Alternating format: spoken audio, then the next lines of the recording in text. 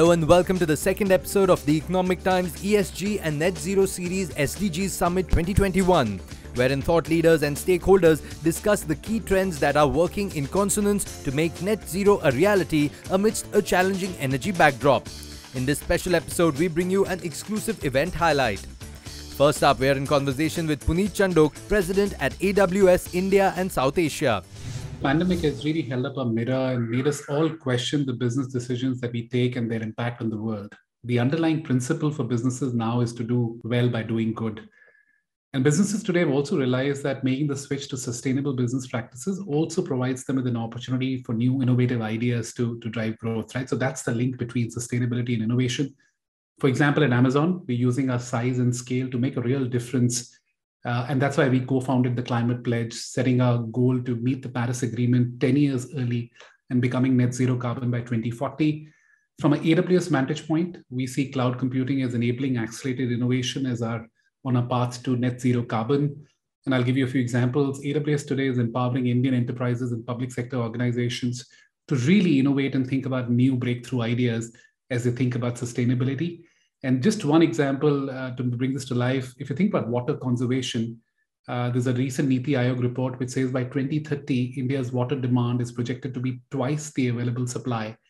And in response, we got Utility Solutions, which is based in Chennai, developed a cloud-based water management platform on AWS that uses IoT-based ultrasonic water sensors to prevent billions of liters of water from going down the drain, right? So that's the power of cloud. That's how sustainability and the focus on sustainability is not only doing good, but also accelerating innovation like never before. I actually see customers often face a challenge in understanding how best to achieve their sustainability targets. It's easy to set these targets, but much harder to make these happen. And that's where we as AWS have a real role to play. We have a range of tools and resources to help customers and partners actually achieve their sustainability goals. And our teams are working with customers from startups to established enterprises and businesses in India, as an example, to help them really get to their sustainability goals. I'll give you 3 examples of how we're doing this and 3 tools that we have built to help our customers do this. Number 1 is AWS Trusted Advisor. It's an online tool that provides real-time guidance to help analyze cloud infrastructure that can really help customers identify underutilized resources so that they can be switched off, reducing idle and unused servers. The second tool or example is AWS Autoscaling. It's another tool that allows you to automatically shut down underutilized resources.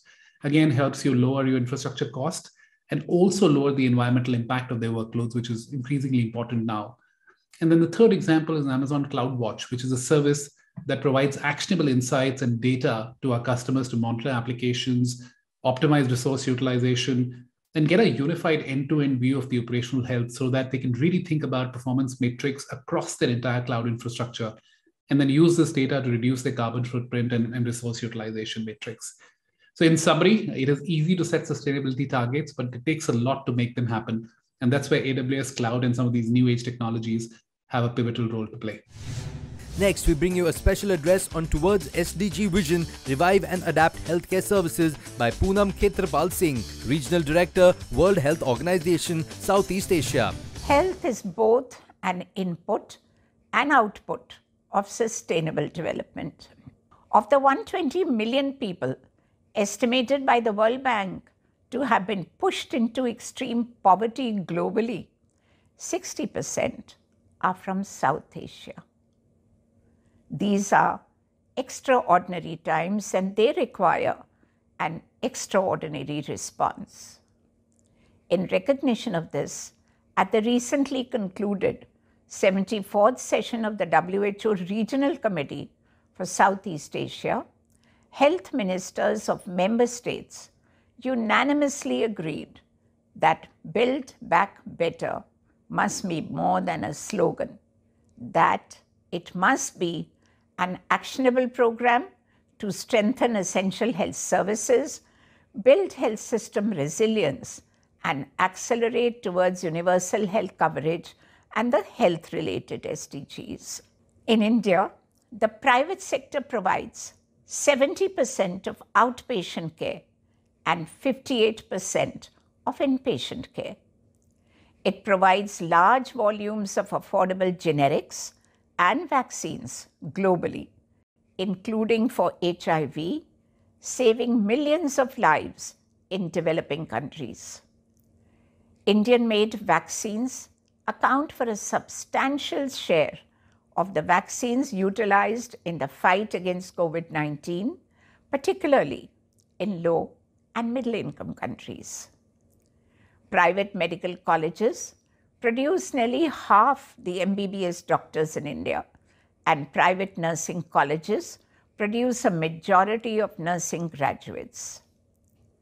The capacity of India's private sector is indeed immense, and it must be mobilized in support of public goods and national priorities, including access for all to quality health services without financial hardship.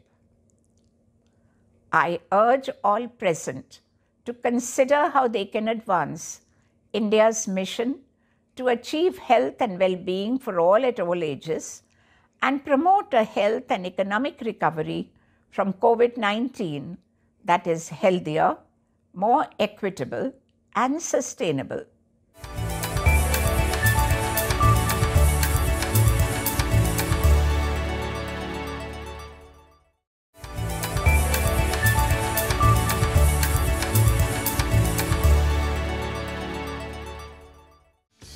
Welcome back. Moving on, we have the business case for the pathways for net zero carbon emissions with Naveen Munjal, Managing Director, Hero Electric, in the limelight.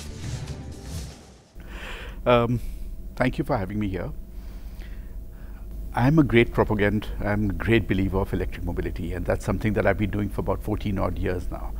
So I'm an extremely bullish person when it comes to electric vehicles, when it comes to environmental friendly vehicles, zero emission vehicles. I believe that once the change starts, and which has already started, we're already on that high growth mode now. Once it starts at this stage, we are going to see a very, very dramatic change over the next few years. And whatever numbers that we put or project at this point of time, we may just end up surpassing them. That's what I believe. So what is going to happen, the way I see it, there are a number of tailwinds that we already have in this sector. We are seeing the government come out with very strong policies advocating and pushing electric mobility through. We've got various PLI schemes which are already there. We've got the FAME 2 which is there. And then on top of all of that, we've got states which are coming up with their own policies. So all of this basically propels this forward in this whole sector, because the initial problem was your initial purchase price. Now that has come down because of these policies being in place. Yes, and to accelerate the process. Yes, now if you travel through beautiful India, you see what needs to be done and how big the problem is. So what would it need for the sector to accelerate transition to electricity and EV? So what we need to do is have long-term goals. Now these long-term goals, I mean, we need to set a cut-off date by which we want to actually convert completely to electric. That's a very, very important one. We've already seen, number of countries. There's about 20 odd countries around the world which have got goals in place which talk about, by which time they want to be completely electric. We've got about 8 odd countries which are talking about complete net zero in the next number of years. Now it could be 2030, it could be 2035 in terms of being net zero, etc. So we need to set goals in place. But while we set these goals in place, we also have to be conscious of the fact that not all product categories will take off at the same time. And the same rule should not apply to all product categories.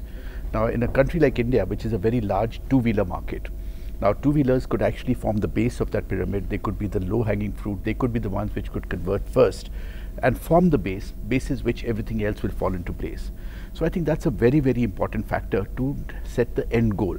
Now once you have the end date in place, then everything begins to fall in place. Now whether it is your infrastructure, it is your charging infrastructure, it is your supply chains, your dealer network, your government policies and how they're going to move, financing for these vehicles, manufacturing, everything will fall in place once you know where your cutoff date is. If there's no cutoff date, then it's a free flow.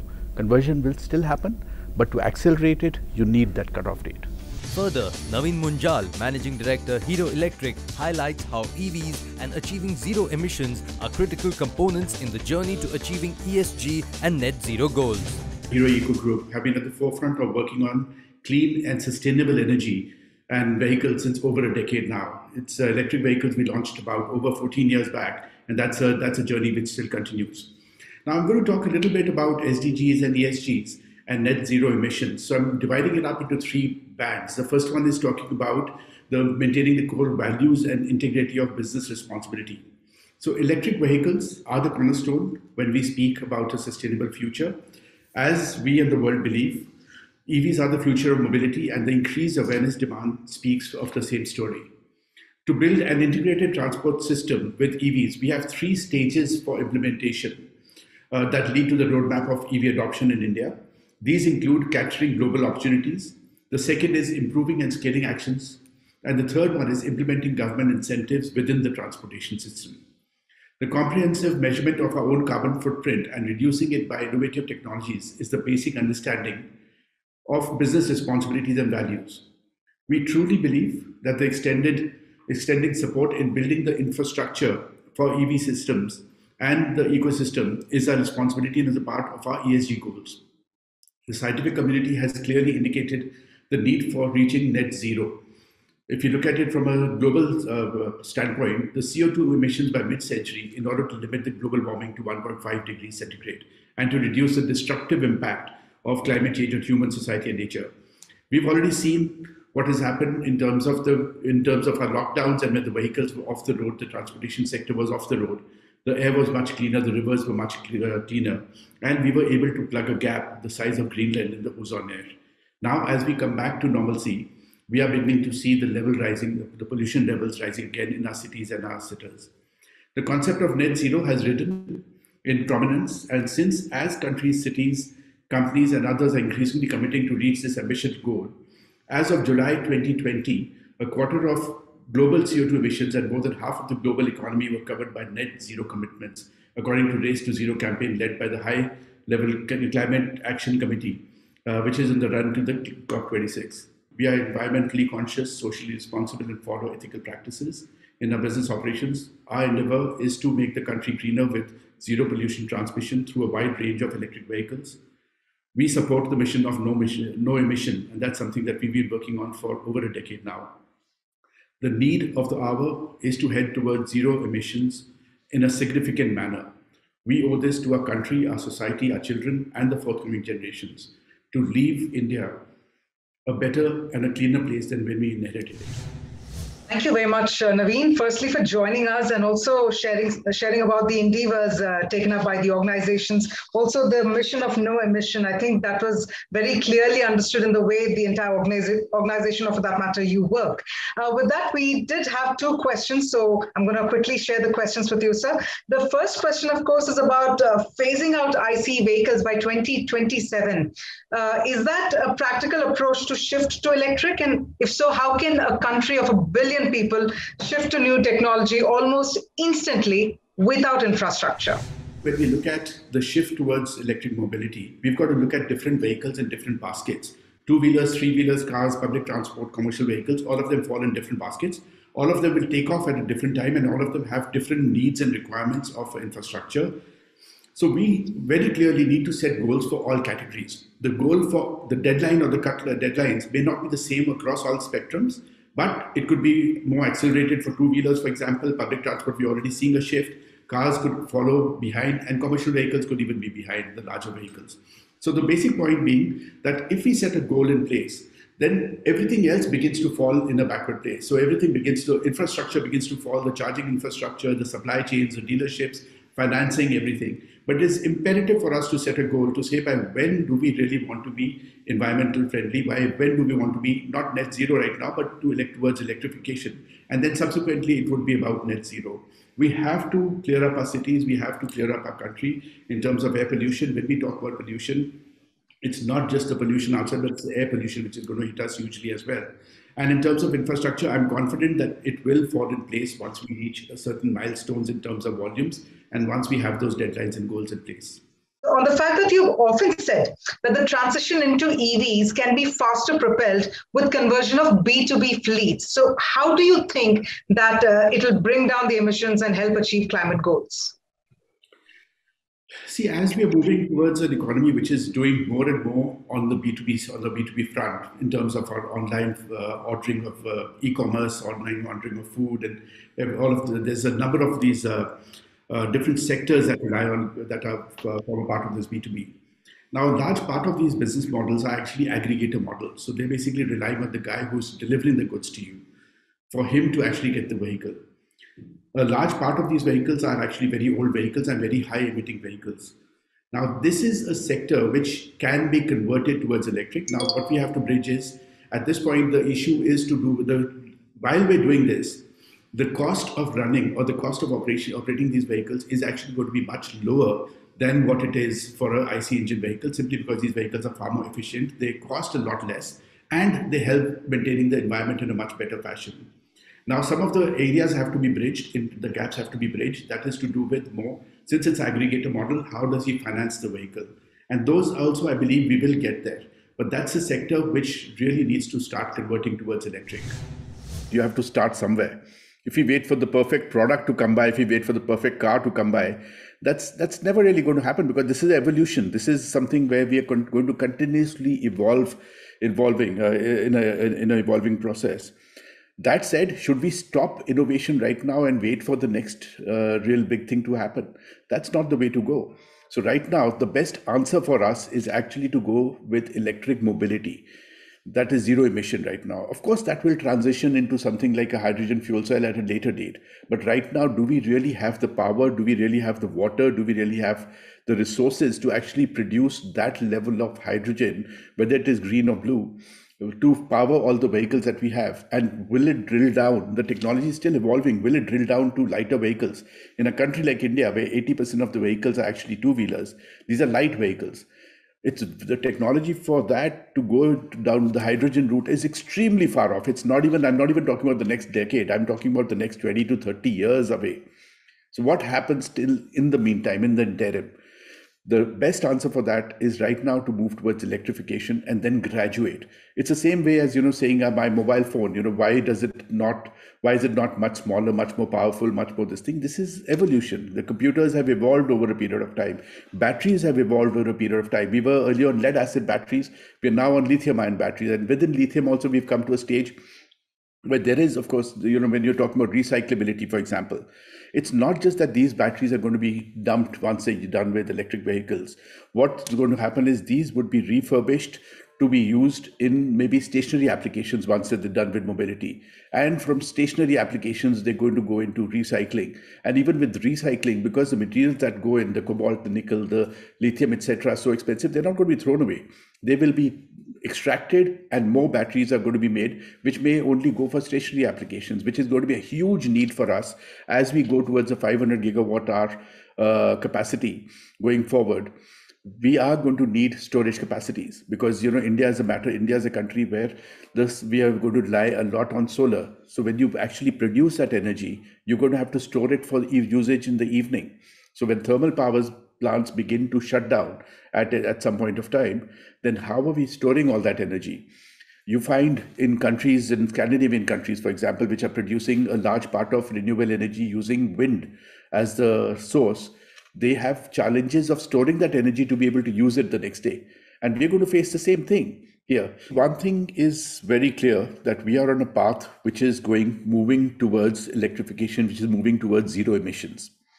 Now, the point is, there are still, I wouldn't say gaps, but there are still some asks with us which are there.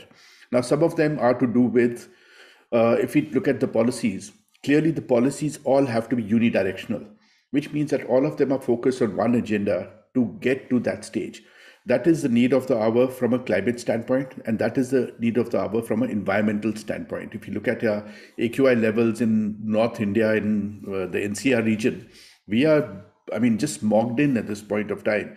And if you see your AQI readings, it is extreme to severe. So the point is that, we need to have strong policies which are pushing us in that direction. Like I said, we've got a goal in place, which is the end goal. Now, to get to that end goal, you've got to break it up into smaller goals. And those smaller goals could be different for different forms of vehicles. Now, when we look at two-wheelers, for example, while there are figures out there, that we may be 80% converted to electric by 2030 or whatever. I believe that, if we look at a goal, which is, let's say, even 2027, where we talk about all new vehicles to be sold up to a certain capacity, of course, to be sold, which are of zero emission vehicles, then that sets a goal in place. Then you start working backwards from there. Then you start working, the infrastructure begins to fall in place, the manufacturing systems fall in place, distribution, etc., fall in place. So policies need to be unidirectional and policies need to be inclusive. You need to make them as wide to create a wide footprint. And that is a very, very important one. Our last session focuses on India's commitment to the SDGs with Amitabh Kant, CEO at Niti Aayog, taking centre stage. Honourable Prime Minister has made ambitious climate commitments at the recently concluded COP26 in Glasgow. The Prime Minister's Pancha Amrit declaration is a strong signal in deepening domestic climate action by the public and private sectors, and is also a unique example to the world that India is committed to climate action. India has already undertaken multiple initiatives for reducing economy-wide emissions, especially that from the energy sector.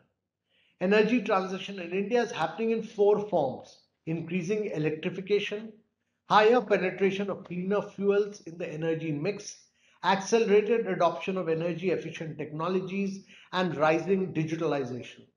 India is presently the 3rd largest energy consumer and has the world's 4th largest renewable energy installed capacity in the world. India's grid-connected renewable electricity capacity has already crossed the milestone of 100 gigawatt excluding hydro. We are targeting self-reliance in energy production by 2047. We are looking at 100% electrification of Indian railways by 2024 and net zero by 2030. In the last 5 to 6 years, we've become the most favored destination for energy investments. India has received over $7.2 billion of FDI equity inflows in India's renewable energy sector since 2014. India has a very liberal FDI policy in energy sector, including renewables.